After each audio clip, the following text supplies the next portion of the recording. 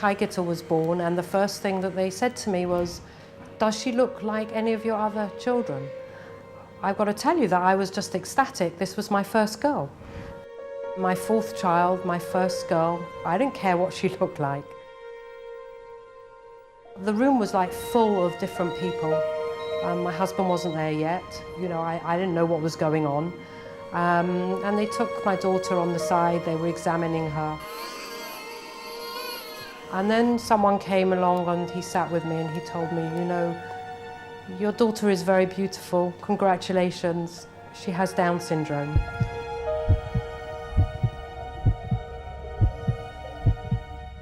When we found out about his problem, my wife and I were very well aware that we're here in this world for a mission, to accomplish something. And it's very hard for us to know what the mission is. And we have our betuchen, our faith in Hashem, that what He's giving to us, that's what we need. I was given HaShlichoot, and so who am I to question what I meant to do and how I meant to do it? I should just get on and do it, and that's what I did.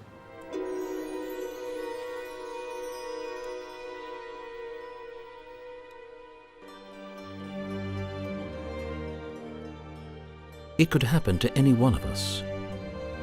Nothing in the world can prepare a couple for what awaits them with the birth of a special needs child. The life of a parent from a special child revolves around the child. From the beginning of the day till the end of the day. Waking him up, bathing him, getting him dressed, davening with him every morning, giving away 2 hours for one child, even though I have 8 other children that also take away time. There's no question about it, it's hard. They're a big drain, really, on the family. It's very hard to cope with them on a day-to-day basis.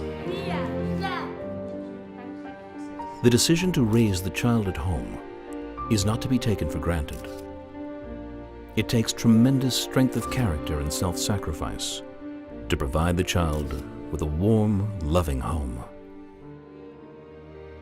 Just after she was 3 years old, I had a phone call from an old colleague of mine that I used to teach with, and she said to me, "You know, Sue, you have already a Downs child, so you might be able to help. There is a family in London who have just given birth to a Downs child. They don't want to take him home. Do you think it's possible that you know someone that might be able to take him?" I told my husband, "You know, I've just agreed to foster a little boy."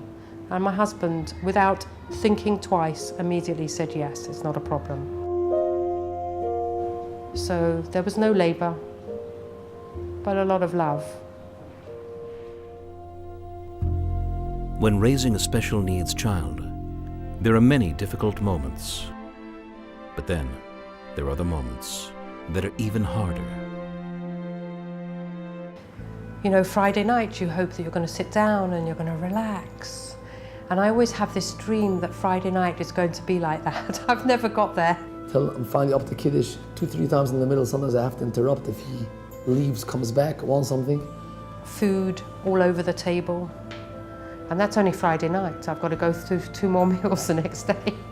In a way, there's no time restriction on getting up in the morning. But then it's much, much harder. Because they're around the whole day and we're tired. They're demanding. They want our attention. They want to play games. They get one game out and it's all over the floor and they want to get the next game out. I think on a lot of times, at different times, I've said, "I've had enough, I can't take it." And then I just need time. I need time to myself. Even the strongest families reach a breaking point. That's why it's so crucial to offer assistance in time. One night I got a phone call from Reb Shmuel Geldkop. It was an amazing phone call. He told me that we have this organization of Yeshua and your child will be able to come to us for Shabbosim. I said, "Yeah, when?"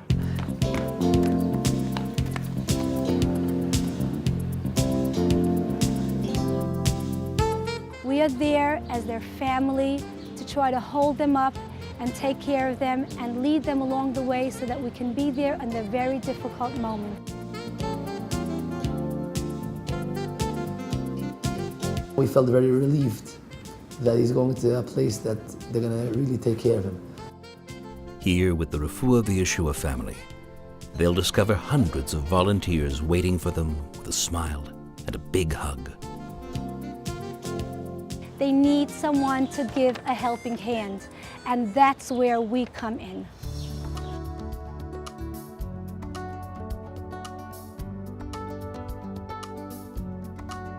Only after Sandy went did we realize how unbelievable it really is, something that we didn't really enjoy for many years.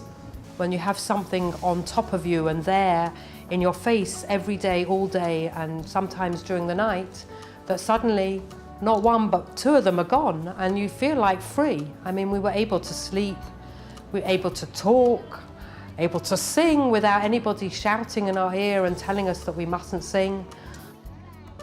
The truth is, it was a godsend, you know? It's like a breath of fresh air. This is not just one Shabbos or two Shabbosos of the entire year. This is every Shabbos of the year. Purim, Pesach, Chol HaMoed, Sukkos, Lag BaOmer, you name it, we're there.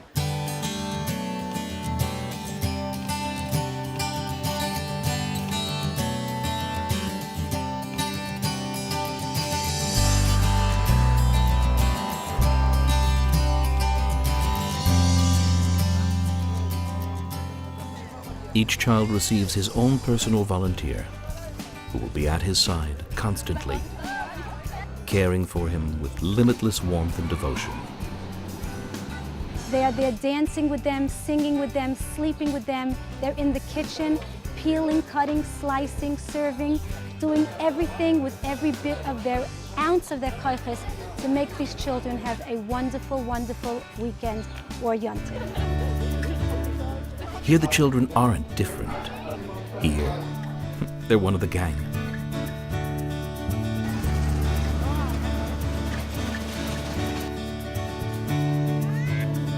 We had 2 pleasant, calm days, Chol HaMoed, without having to figure out what to do with Sandy. We were able to do everything together as a family. We went to the zoo, we went to the science museum, we acted like other human beings.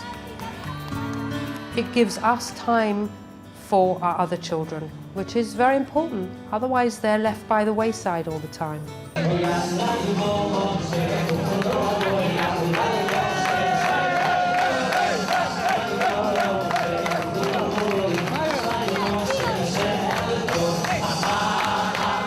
He was occupied from the minute he left to the minute he came home. And not only was he occupied, but he was doing things that he loved to do and happy to do. He comes in, smiling away, comes running into the house. He's fresh. He's rejuvenated, so to speak.